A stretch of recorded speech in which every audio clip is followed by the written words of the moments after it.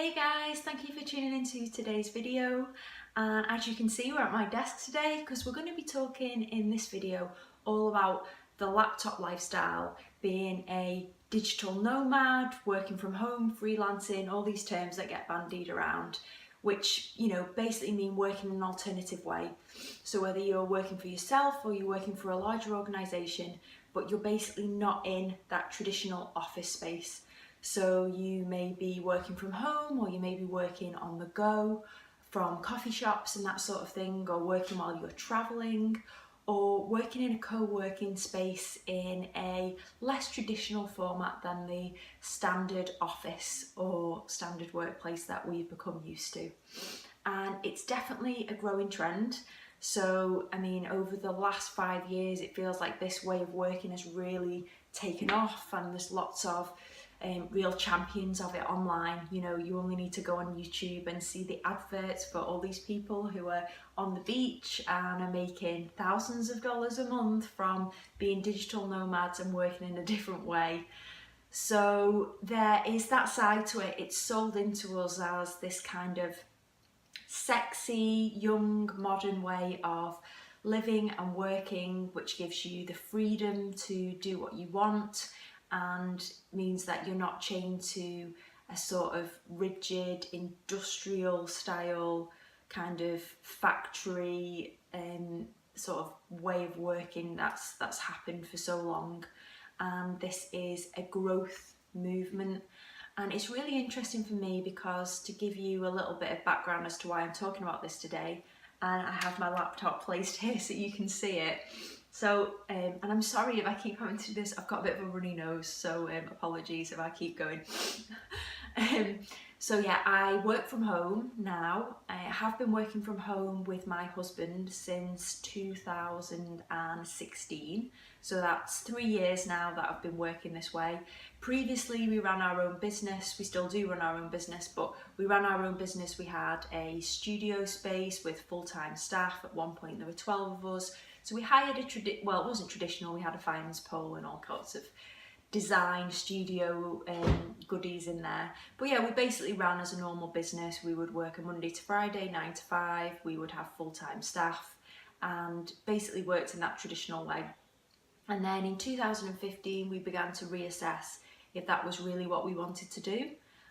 We were influenced by this movement that I'm talking about in this video of working in new ways and being more flexible and reducing out costs and working it in a way that feels more flexible. That was what really appealed to us.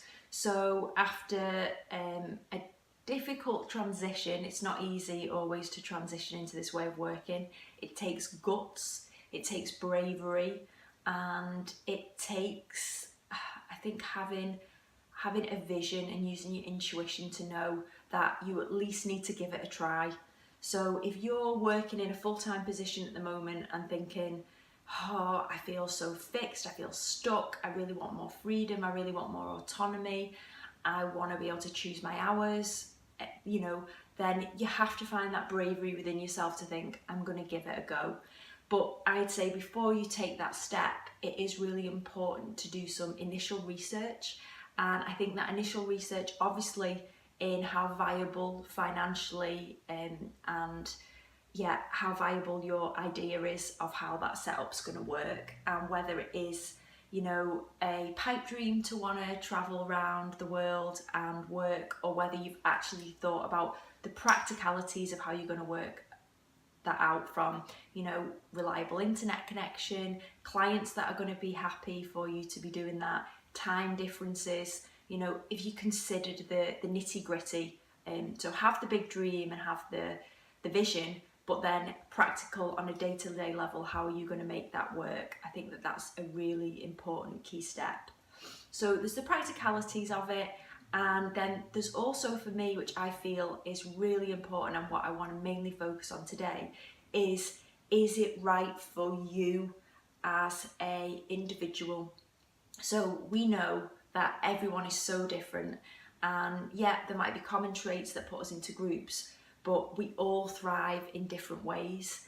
And I think that that's one thing that's really important to consider. And I'm speaking from my experience here, that, you know, I really wanted to work in a more flexible way. I wanted to have my laptop. I wanted to be able to work in Thailand or Mexico or wherever I was going, and also wanted to be able to not have to pay huge rentals to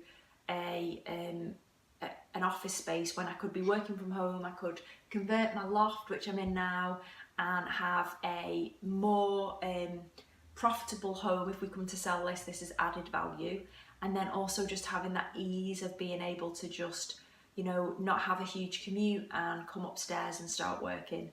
So there are definitely positives to it, but I also feel like there are, on a deep sort of personality or soul level, you have to think about how you're going to feel doing that. And, you know, it's not all going to be sunshine and rainbows. There are going to be parts of that transition that, if you're a certain type of person, that you may find difficult and that you need to think about. So for me, I am very much a sociable people person. I didn't like certain aspects of being in a team and having the responsibility of full-time staff, but I did really like the human interaction. And it could just be as much as you walk over and you make a cup of tea, and you make a cup of tea for a few colleagues, and you have a little chat while you're making the cup of tea. And it could just be as simple as something like that you have each day, that until it's gone, you don't realise how much those things feed you. So they reduce your anxiety levels, they give you a sense of connection. And I think that in an online world, so if you're working remotely or you're working from home, like I work with my husband, so I'm not completely alone, but I know lots of people that work freelance and are working alone, and they find that really hard. Like, you know, you don't have that kind of interaction with other people face to face, which can be really hard when you're at home. And even if you're connecting with people on, say, Slack or Messenger or Skype or social media, it doesn't always give you that same sort of deep level of meaning and connection that face-to-face interactions do. So that's one thing to consider. And another thing to consider is, I like to think of it as, we're all like plants, and, you know, plants thrive in different environments. So don't judge yourself the same as everyone else. Like, you're listening to this video now, you are going to be different to me, and I'm going to be different to the next person. We're all like these different types of plants. Some of us are indoor plants, some of us are outdoor plants, some of us need lots of sun, some of us need lots of shade to thrive and be at our best. So if you are going to adopt a more flexible, remote way of working, it's really about working out what kind of plant are you, and what feeds you, and what makes you shrivel up, and what makes you spring back to life, and working out those things that make you tick, and those things that you need each day or each week to feel fulfilled, connected, and like you're living your most meaningful life.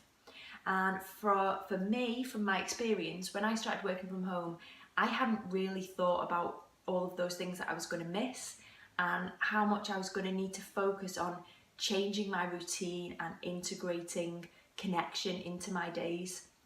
So I found it really quite isolating, and I did have a friend that works as a consultant within the packaging industry and design, and he travels a lot with his job but also works a lot from home, and he's in a business with his son. And he warned me before we made the changes in work, that he was like, Ruth, I think you're going to find this a little bit tough. I think you're going to miss that connection with people, and you need to make sure that you're getting that in some way. And I was a bit like, oh yeah, whatever, you know, thanks for the advice, but, you know, you don't know me that well, I'll be fine. And then about 6 months in, it really did start to ring true, and I was like, yeah, Steve was right about that. I am feeling that a little bit. So it's about working out. It doesn't mean that you failed. If you're finding it hard and it's not necessarily suiting you, being very isolated and working everything digitally and not having that connection with people or getting outside, you know, it doesn't mean that you have to do the full pendulum swing back and think, I need to go back to working in an office, I need to give this up, I need to get a job. It doesn't mean that. There are simple things that you can introduce, simple ways that you can help yourself each day. So for example, the things that really help me are, I'm working from home, so I am relaxing here, I'm working, I am having my whole life revolves around home. So it's really important for me that I separate out my zones. So for example, the loft is the working zone, and I don't really come up here any other times to relax or to chill out or to eat or to do any of those things. That's all done somewhere else. And this for me is, when I come up here, it's really primarily my working zone. And that works for me, that it's separated out from the rest of the house. And there might be days when I think I'm going to work on the sofa for a bit, or I need to have some time away from Rob because we sit next to each other. I'm going to go down and work on the table downstairs for a bit, and that's okay, and that works sometimes, but this is primarily my working zone. So if you're going to work from home, you need to zone off where you're working. Personally, I found that's what works for me the best, because you don't want to be eating and chilling out where like a couple of hours before you might have been writing difficult emails. I think that blurring the lines between those two doesn't really work for me. So having a defined work zone, number one. And also, if you're working from home and you aren't the kind of plant that thrives in that isolated, kind of zoned in environment for long periods of time, you really need to be thinking about planning in connection time during your day. So it may be that you think, first thing in the morning before I go start work, or last thing after I finish work, I'm going to go for a walk, and I'm going to go for a walk in the park where I know there's going to be other people, and I'm going to get to see people and even just give a quick hello, or just feel like I'm involved in the world and I'm getting out.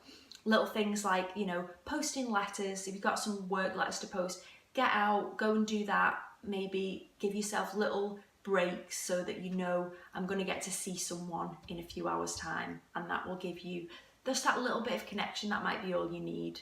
Also, if you're in a gym or you do some sort of exercise, like group exercise or group classes are amazing.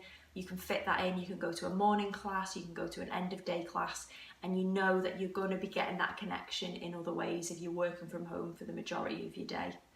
Also, the classic cliche of the coffee shop worker, that's a great thing. Like near us, it's getting better where we are. There are a few nice coffee shops on our local high street where I can go and work. I can get a nice cup of coffee, spend like £2.50. I can work there for a good 2 or 3 hours without anyone hassling me. So that's a good route as well. And I also tend to go into Liverpool city centre. There's loads of great buzzy cafes with lots of people working in there. And it can just get you out of that stuck zone of feeling like I don't know what to do. Working in that cafe environment for me really gives me that sense of connection. I'm interacting with the people that are serving me the drinks. I'm getting a sense of being around other people, and it just gives me a fresh perspective on things, which I think when you're not working in a team all the time, you can lose that. So even if it's just one day a week, you think, because it can get expensive to do coffee shop working all the time, one day a week or one afternoon a week, I'm going to go to my coffee shop and I'm going to do some tasks in there that I know they're the kind of tasks that I'm going to really excel at in that environment. And there's lots of research and studies, I'll post a link below, around how much ambient noise and working in that kind of environment can help with creativity. It can help with your productivity as well. So it's definitely worth a try, and it will be your absolute saviour if you are working from home, to know that you've got that option as well.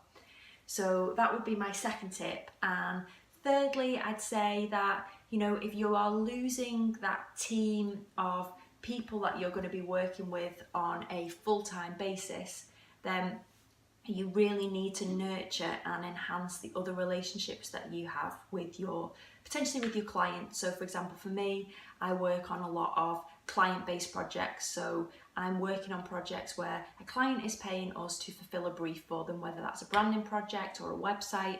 So I'm having comms with that client. I'm the comms lead on most of those projects.